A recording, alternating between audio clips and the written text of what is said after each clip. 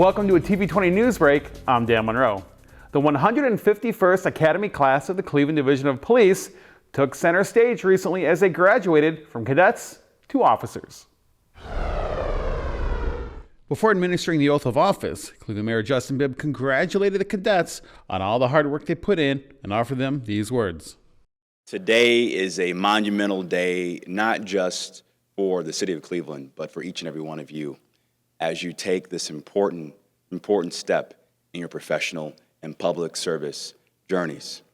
I know firsthand the pain and sacrifice it takes to get to this moment because I'm a son of a first responder. My dad served as a police officer for over 30 plus years in Cleveland Heights. And so not only is it a day to celebrate you, but it's a day to celebrate your village. So let's give your village a round of applause. Cleveland City Council President Blaine Griffin was the first to congratulate the new officers. This is an honorable profession. Public service and being able to serve and support your fellow man and woman is an honorable profession. And even though I know that this environment in the United States of America it's been a tough environment to be a police officer, you have stepped up and put forth yourself for service for our city. Cleveland City Council and all of the communities that we represent truly appreciate it. We stand ready to be a partner with you to make sure that we provide the best services possible for our community. Chief Director of Public Safety Carrie Howard spoke of the extended family the new officers are a part of and the support that comes with it.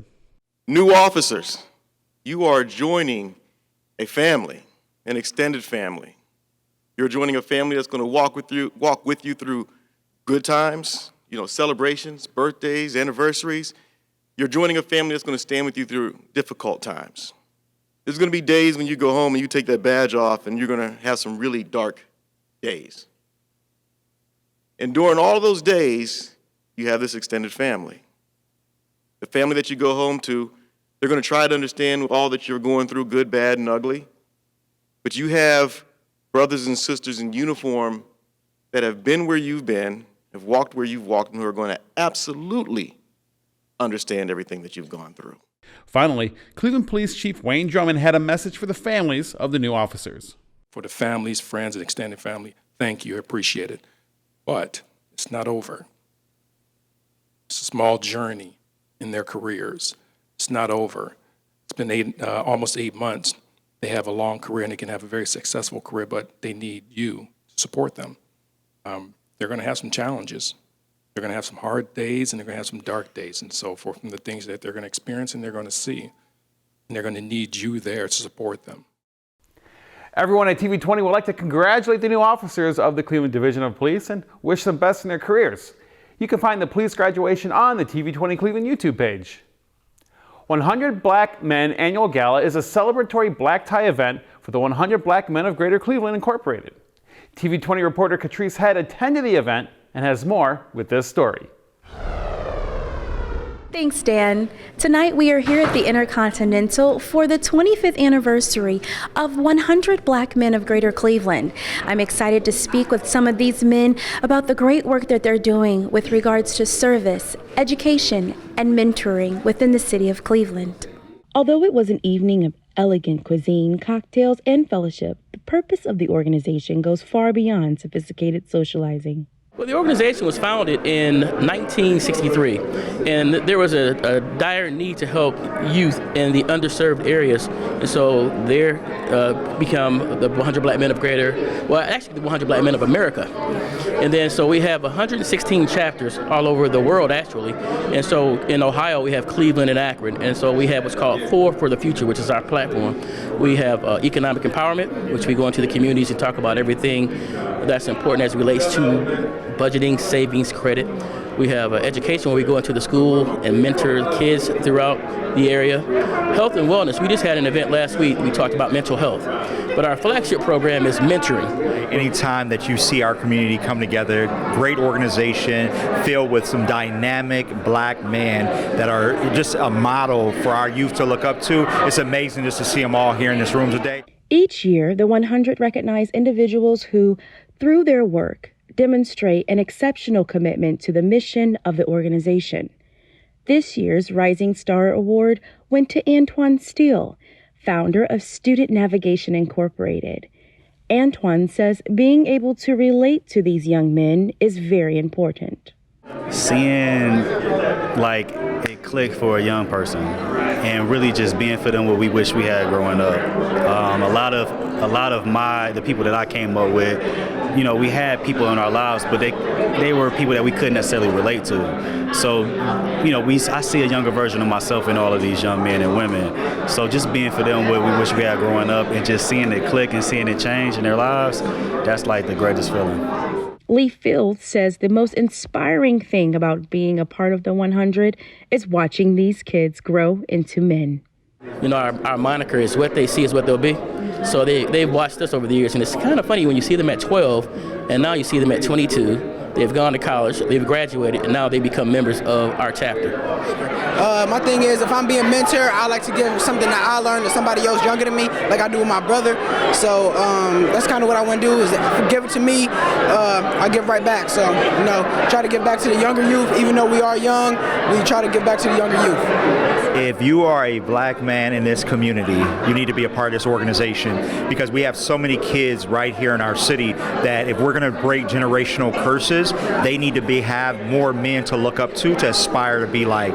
It's been a wonderful evening here at the 100 Black Men of Cleveland chapter. We have heard of great stories of service. We've also seen new members penned and wonderful recognitions of the honorees here at tonight's event. We are looking forward to another 25 years of service, mentorship, and commitment to Cleveland's communities. Thank you so much. I'm Catrice Head for TV20. We are Cleveland.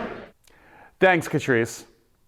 To help boost the City of Cleveland's literacy rate, Mayor Bibb has collaborated with a number of organizations to challenge Clevelanders to read 1 million books and or 1 million minutes of reading for 2023. Literacy is the most fundamental thing that we can have in our society. Right now we have a very low literacy rate at about 66% of Cleveland, which is unacceptable. So this initiative to really encourage 1 million, our community to read 1 million books or 1 million minutes is huge for our city, because we need to make sure that we reinforce why it's so important to have a higher literacy rate in the city of Cleveland. The American Federation of Teachers provided all the books through an initiative they started called Reading Opens the World. We gave out 1 million books last year to kids, and this year we're going to give out another 1 million books, because the way that we create recovery and thriving and opportunity and agency in America is start with kids being joyful and confident readers. The name of my organization that I do is Boys Do Read, and I started that to make reading fun again for boys like me, because I know I like to play games, but before I play my game, I read, just so, you know, and in some games you have to be able to read. When you get a job, you have to be able to read, and later on in life, just when you need to take the bus, you need to be able to read. So reading is very important to me. Derek's mother broke down the numbers to show that reading to your child daily can have a tremendous impact on their life. If you read with your child 20 minutes a day, at the end of the school year, they'll know 1,800,000 new words. If you read with your child 5 minutes a day, by the end of the school year, they will have heard 180,000 new words. And if you read with your child just 1 minute a day, they would have heard 1,800 words. So basically 20 minutes a day will change your child's life. Young or old, the Cleveland Reads Citywide Reading Challenge is for you and your entire family. First of all, what we need to do is put a spotlight on the importance of reading. So what we're trying to do is make sure our community understands that reading is really, really important, and that it's a family endeavor, not just a let's get the children to read or whatever, because when our kids don't see our parents reading, they don't recognize the importance of reading. If you're not able to attend the Cleveland Reads kickoff event and you would like to participate, visit their website at clevelandreads.com and sign up to be a part of the challenge. The Foundry is a local nonprofit organization located in the Flats of Cleveland. Their mission is to transform the lives of Cleveland's youth through access to the sport of rowing and sailing. And they recently hosted a group of teens from Cleveland's STEP program. This is the Foundry. Cleveland's Rowing and Sailing Community Center for students. Today we have a group here, a field trip here. We do a lot of these. We've had hundreds of kids come into our facility over the last 8 months or so. So the kids here today for their field trip, they're doing an erg session. So on the indoor rowing machines, they're called ergs. They're learning the basic form of rowing, and they're also learning about how to convert from feet to meters using the metric system, which is what we would use in a rowing regatta. Then we've got the sailing simulators, which are on-land simulators where kids can learn how to sail while also doing some STEM activities, learning about how to care for our waterways, keep them nice and clean and able to be used for these sports and activities. And then they're also in our tank house, which is a state-of-the-art indoor rowing facility where the students are sat like they would be in a boat, but they're on land next to a body of water that's running through the room with actual oars in their hands, learning how to row. What's really cool about that experience is they get to basically feel what it would be like to be on the water, but we don't have to worry about if they know how to swim. They don't have to worry about anything like that because it's on land, totally safe and secure. Rowing and sailing are sports that are historically hard to access, whether it be financial reasons or the lack of schools offering these programs. So the Foundry exists to make sure that all students in Cleveland, no matter their background, no matter their household income, no matter what prior experience they have with the sport, they can come here and learn from the very ground level all the way up to the competitive level and take part in all the opportunities that these sports have for those kids. With assets like Lake Erie and the Cuyahoga River, Cleveland is a perfect place for these kids to explore the sports of rowing and sailing. We want students to be able to look at Lake Erie and the Cuyahoga River and not see it as a boundary, but see it as something that they want to go and explore. And if they don't leave here enjoying rowing and sailing, that's okay. As long as they leave here knowing that there are people in Cleveland that care about them, like students are our best resource that we have. They're the future. We want to be able to pour into their lives as much as we can. We'll be right back with more TV20 news right after this.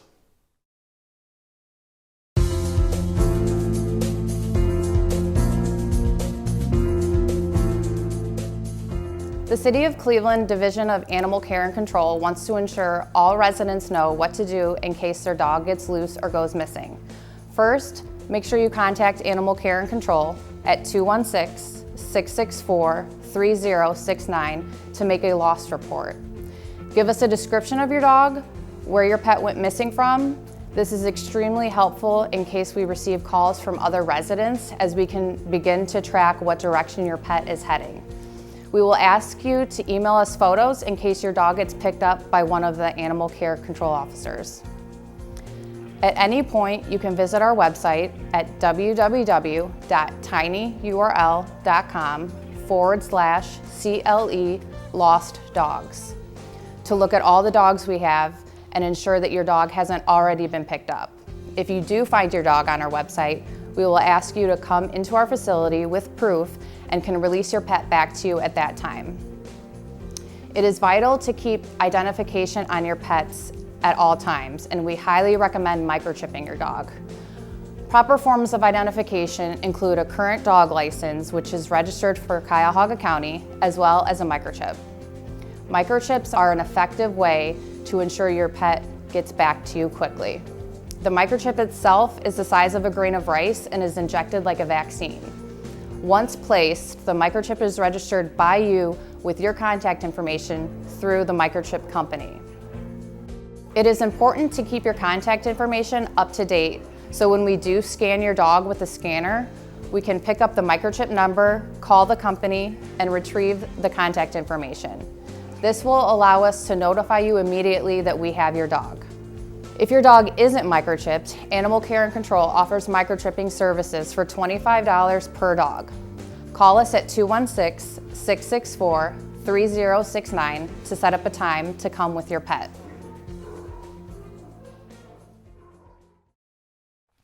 And welcome back to TV20 News. I'm Dan Monroe.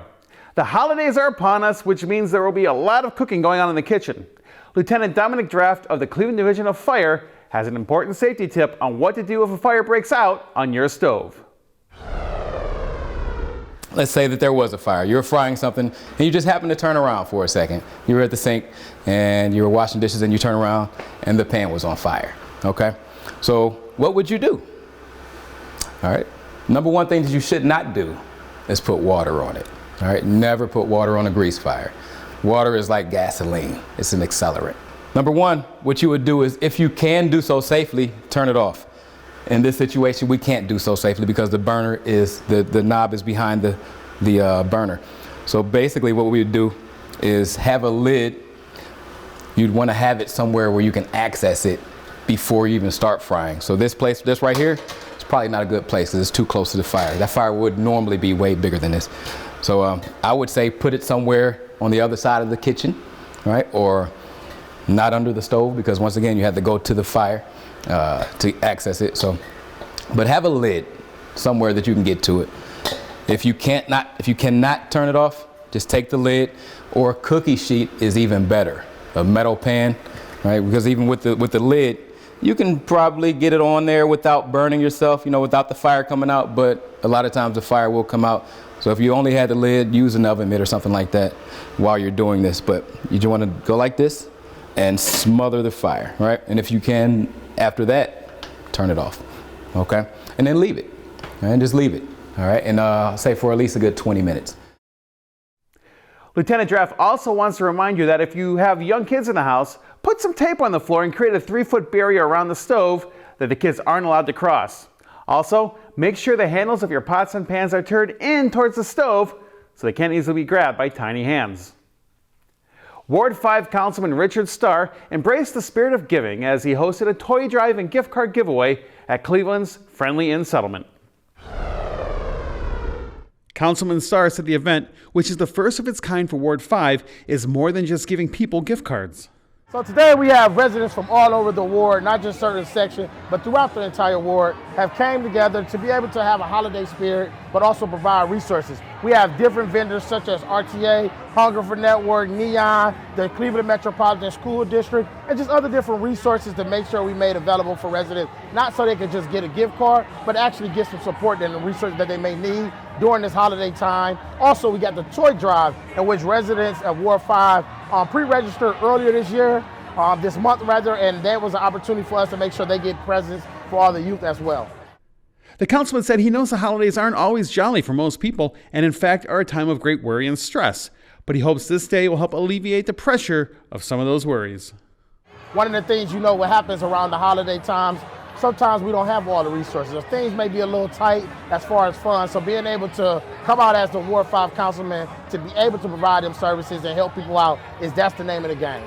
We have to take care of our people in our ward, and we have to be there as leaders and support them. And I'm just honored and thrilled to be able to do that today at our very first Ward 5 holiday toy drive event here hosted at Friendly Inn.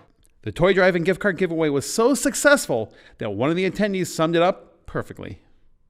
Merry Christmas to all. Thank God for Friendly Inn.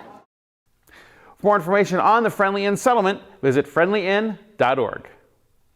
Bring on the holiday cheer, Christmas is here. Councilman Brian Casey and the Community Relations Board hosted a special children's Christmas party for Ward 16.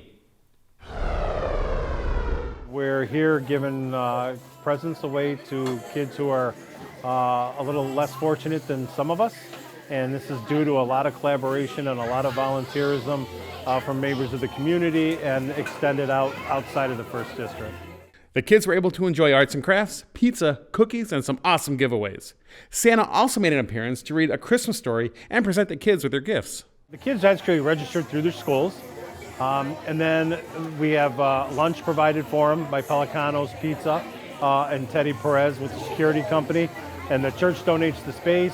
We have Santa Claus come in. We were able to get all the toys donated. The unique thing about our toy giveaway is that the kids, when they register, they get to give us a list of 3 things that they may want, up to $25 a piece. And then the kids actually get what it is that's on their list. So it's not like they're just coming in and getting something. It's actually they're receiving something that they actually have put on their list. Which kind of makes it a little bit more special, a little bit more personal to the kids who are involved, as well as the people who adopt our kids, right? That's what we do. We send the list out, people adopt the kids, and then they purchase for the kids. And it's a good way for individuals to give back. The holidays are a great time to give back and help bring joy to other people. This is a good way for the community to show that they care for each other, right? Some of us are more fortunate than others, and this is a lot of donations and a lot of volunteers from those who may not have kids of their own, but still want to be in the Christmas spirit or still want to give back to some families that are in need. Going back over 40 years, the Jewish community came together in public square to light the giant menorah to celebrate Hanukkah. Cleveland City Councilman Carrie McCormick welcomed the crowd to public square, vowing to stop hatred and welcoming the light of Hanukkah to shine for all. While we celebrate the Festival of Lights and the light that it brings into all of our hearts, let us also remember in these moments that we are unequivocal and clear and united, that we will crush anti-Semitism wherever it shows its nasty face. So while we bond together in this beautiful day, congratulations, thank you, Rabbi, as always, and have fun. Cleveland Mayor Justin Bibb lit the shamash, the center candle from which all other candles are lit. Afterwards, he wished the crowd a happy Hanukkah. But on behalf of the great city of Cleveland, I want to say happy Hanukkah. It certainly is an honor to light the menorah this evening as we celebrate one of the greatest traditions of our country, religious freedom. And that's what this holiday is all about. So again, happy Hanukkah, and let's keep spreading the most amazing gift we can this Hanukkah season, the gift of love and not hate. Rabbi Yossi Friedman, director of the Shabbat of downtown Cleveland, spoke on the celebration that is Hanukkah. Hanukkah is a universal holiday which really teaches a lot about religious freedom to every single type of community, especially something that happened near and dear with the Jewish people back in the times of the Second Temple, it was mostly BCE. This is a celebration of happiness, of community, of liberty, and most important, religious freedom, which we were afforded in this beloved country. To learn more about downtown Cleveland's Jewish community, you can visit downtownshabbat.com. Students from Campus International recently made a special appearance to the rotunda of Cleveland City Hall to spread some holiday cheer. The Campus International Woodwind Chamber Ensemble. We are Christmas caroling with our instruments at various places around the city. It's just a way for us to spread joy and bring some carols to everybody who loves music. We're here at City Hall today, and then our next stop is going to be at the Cleveland Public Library main branch, and then we're going to conclude at the Board of Education and hopefully get Eric Gordon's ear for a little bit. The students serenaded the audience with a few holiday favorites. So we played We Wish You a Merry Christmas, Frosty the Snowman, Swingin' Bell Carol, and Silent Night. These talented students are part of a special group called a Woodwind Chamber, which is a small ensemble of some of the best flute and clarinet players. This is our first Woodwind Chamber ever, and we've been wanting this for a long time. I get to work with these students for 4, 5, 6 years, so I feel like we really form a bond, and it's a family, especially by 7th and 8th grade, so it's just a lot of fun. Finally tonight, participants in the University Settlement Adult Wellness Program recently put on a holiday bell concert and Kwanzaa storytelling performance for their friends and families. The performance was called Silver Bells and Stories to Tell and was put on in partnership with the Broadway School of Music and the Arts. Beverly Lloyd and her group kicked off the event with a drum circle and some storytelling.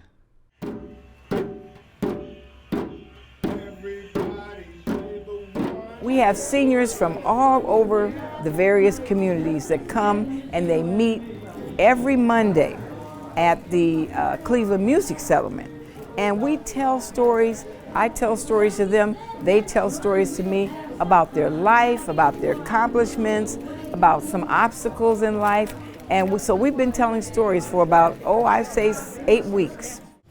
You may trod me through the very dirt, but through the dirt I trod. I rise, I still rise. They don't have to memorize. It's usually, again, something very personal to them. And so sometimes you bring tears to your eyes when you hear some of the stories they tell. Drumming is a very important part of the African culture. So we're going to start and end the program with drumming. And they took 2 weeks to learn how to drum. They know 3 beats. Peace, love, brotherhood. Peace, love, brotherhood. In our neighborhood. In our neighborhood. After the storytelling came the Bell Choir's concert. University Settlement's Allison Woods says the group has been working for some time to get ready for the performance. But they've been working since October to really rehearse this, so we're doing about 3 different songs, and also we're bringing in a storytelling aspect as well with some drumming to really bring in the holiday spirit. Go.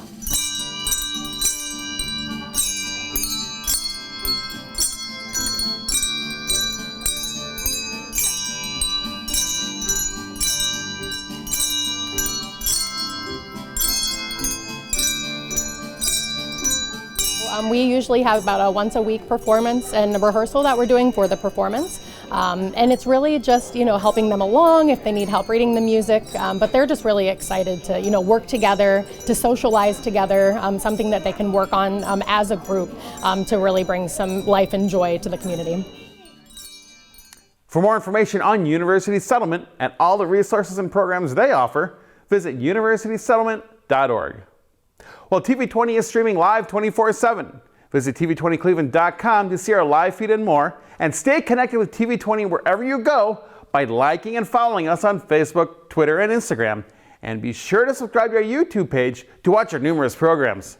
Thanks for watching TV20 News. I'm Dan Monroe. From all of us here at TV20 Cleveland, we wish you the happiest of holidays and a very happy new year. We'll see you in 2023 with more great programming from TV20. We are Cleveland.